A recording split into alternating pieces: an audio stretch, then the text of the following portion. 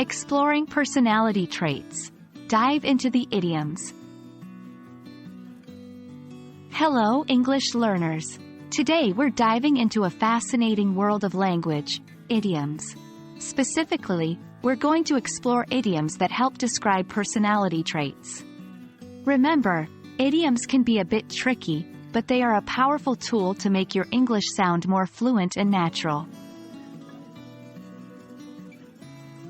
Before we start exploring, let's quickly recap what idioms are.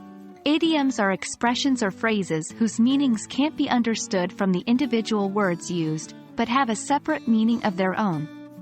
They often bring color and vibrancy to conversations, so they're worth the effort to learn. Now, let's look at some idioms that you can use to describe positive personality traits. As cool as a cucumber. This idiom is used to describe someone who remains calm and composed, even in stressful situations. A ray of sunshine. If someone is always cheerful, optimistic, and has the ability to make others feel happy, you can use this idiom to describe them. A heart of gold. Someone who is extremely kind, caring, and generous is said to have a heart of gold. Now, let's flip the coin and discuss idioms for describing negative personality traits. A wet blanket. This refers to a person who spoils other people's fun by being pessimistic or negative. A loose cannon. If someone is unpredictable and can cause damage at any time, they can be described as a loose cannon. A snake in the grass. This idiom is used for a person who pretends to be your friend, but is actually untrustworthy or treacherous.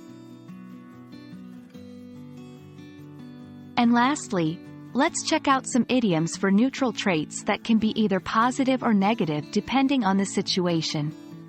A wallflower. This idiom describes someone who tends to stay out of the spotlight in social situations, usually because they're shy or prefer to observe rather than participate. A night owl. If someone tends to stay up and be active late into the night, they're often referred to as a night owl. An early bird. The opposite of a night owl. An early bird is someone who prefers getting up and starting their day early in the morning. That's it for today, language explorers. Remember, using idioms can really bring your English to life. And now you have a great set to describe different personality traits.